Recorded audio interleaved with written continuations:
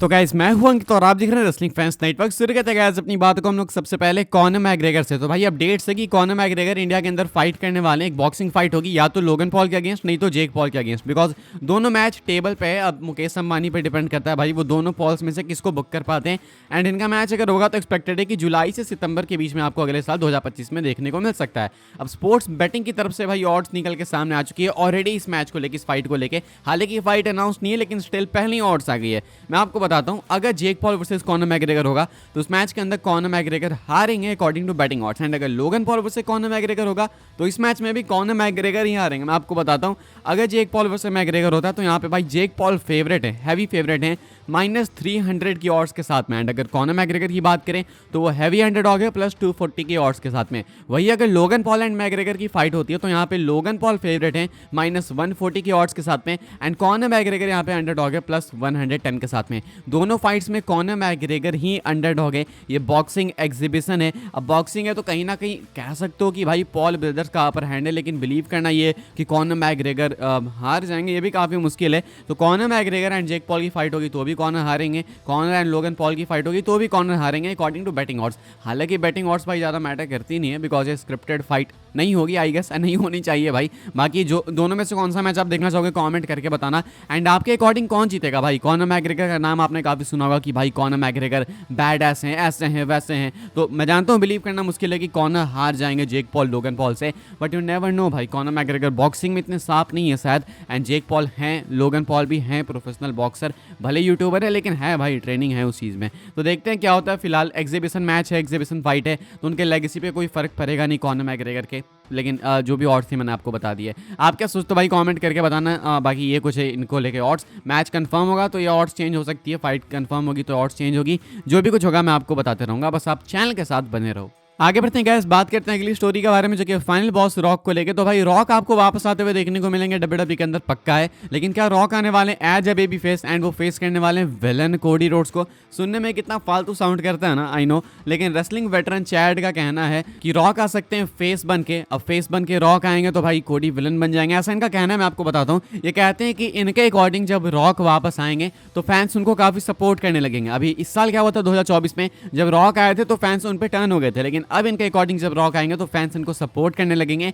And अब situation उल्टी हो जाएगी, कोडी पे लोग ऑलरेडी टर्न करने लगे हैं जो कि एक फैक्ट है, लेकिन ये बिलीव करना कि पूरा टर्न कर जाएंगे इतनी जल्दी वो काफी मुश्किल है। बट इनका कहना है कि लोग कोडी पे टर्न करेंगे इस बार एंड रॉक को सपोर्ट करेंगे। तो ऐसे में डब्ल्यूडब्ल्यूई के पास एक ही होगा भाई ऑप्शन, वो ये कि कोडी रोड्स को हील बना दो। तो अब कोडी रोड्स विलन बनेंगे एंड रॉक बन जाएंगे बेबी फेस। उसके बाद आपको इनका मैच रेसलमेनिया में फेस रॉक वर्सेस हील कोडी का देखने को मिलेगा। हालांकि मैं जानता हूँ आप में से कोई इस चीज़ पे बिलीव नहीं करने वाला, मैं खुद नहीं करता हूँ, लेकिन इनका ये कहना है। अब ये वेटरन नाम के आगे जोड़ दो भाई तो लोगों के ओपिनियंस मैटर करने लगते हैं, लोग बात करने लगते हैं ओपिनियंस के बारे में। तो बस वही केस है यहाँ पे। हालांकि अगर ये चीज़ हो जाती है, I mean never say never वाला सीन है, लेकिन अगर ये चीज़ हो जाती है तो सब कुछ ऊट पटांग सा ही दिखेगा भाई कि एक साल में क्या क्या बदल गया। सोचो कोई रेसलमेनिया 40 देख रहा हो एंड उसके बाद सीधा रेसलमेनिया 41 देखे, तो अगर ये होता है तो उसके लिए सब कुछ कितना न्यू होगा, कितना बदल जाएगा, है ना। तो अब ये कुछ का कहना कि आप ऐसा होते वैसे देखना चाहोगे कमेंट करके बताना। कोडी ने बोला था कि रेसलमेनिया 41 का मेन इवेंट या फिर जो भी इनका मैच है वो काफी शॉकिंग होगा, काफी डिफरेंट होगा, लोगों ने एक्सपेक्ट नहीं किया। तो क्या पता यही हो जाए, हालांकि मैं नहीं बिलीव करता, लेकिन ये इन्होंने कुछ कहा है तो मैं आपको बता रहा हूँ। आगे बढ़ते हैं गाइस, बात करते हैं अगली स्टोरी के बारे में जो कि वाइपर रैंडी ऑर्टन को लेकर। तो भाई क्या रैंडी ऑर्टन बन सकते हैं अगले साल WWE champion and disputed champion? कैसा हमें एक्सपेक्ट करना चाहिए? अपडेट तो आ चुकी है कि कोडी रोड्स अगले साल टाइटल ड्रॉप करेंगे। तो 2-3 नेम्स है सबके दिमाग में ऊपर से। एक तो भाई हो गए आपके द रॉक, रैंडी ऑर्टन हो गया एंड उसके बाद जॉन सीना हो गया। ये 2-3 नेम से बिल्कुल ऊपर में लोगों को लगता है कि शायद ये जीत सकते हैं, वो जीत सकते हैं। अब मैं आपको बताता हूँ भाई रैंडी ऑर्टन को लेके क्या कहानी है। रैंडी ऑर्टन जीत सकता है फिर। तो ज़ेरो न्यूज़ से भाई इसको लेके क्वेश्चन किया गया कि क्या रैंडी ऑर्टन हो सकते हैं जो कोडी को डीथ्रोन करेंगे।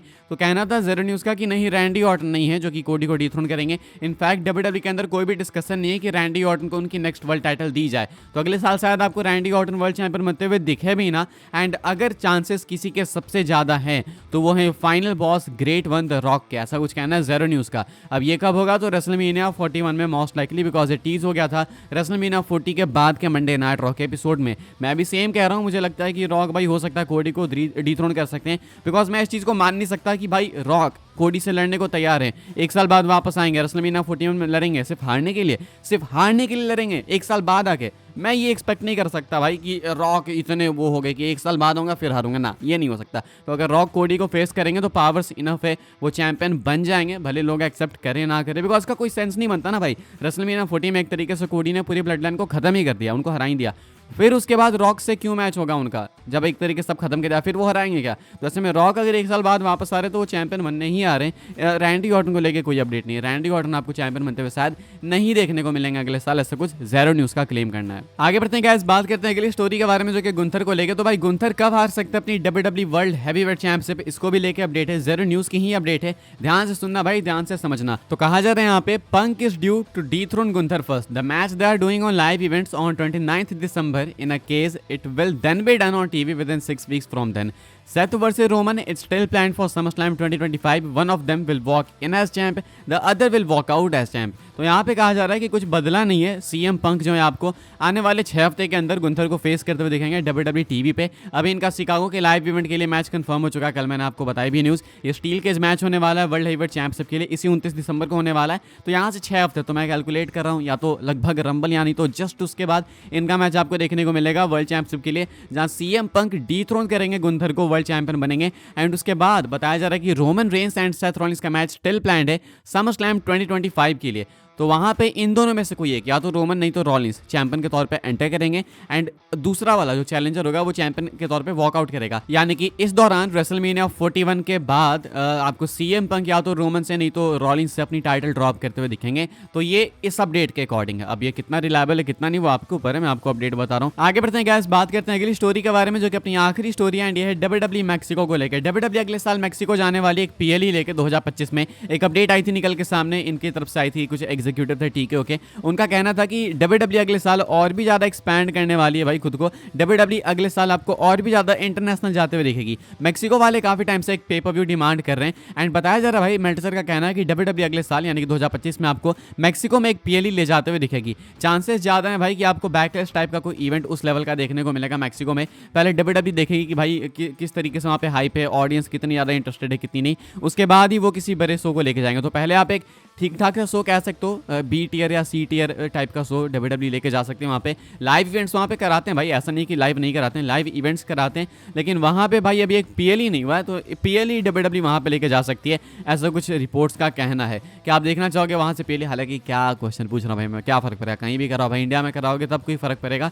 फिलहाल गाइस इस वाली वीडियो के लिए सारी अपडेट्स थी, आई होप्स आपको इन्फॉर्मेशन मिली हो। अच्छा मैंने बोला इंडिया में कराओगे तो फर्क पड़ेगा, ये इंडिया में PLE क्या कराएंगे भाई, इंडिया में तो टीवी से ही हटा रहे हैं WWE। बाकी लाइक शेयर सब्सक्राइब करना, फॉलो करना मुझे इंस्टाग्राम एंड ट्विटर पर, लिंक आपको मिलेगी डिस्क्रिप्शन में, ज्वाइन कर सकते हैं व्हाट्सएप चैनल को, उसके भी लिंक है डिस्क्रिप्शन में। मिलूंगा मैं आपसे अगले वीडियो में, तब तक के लिए good bye, thanks for watching.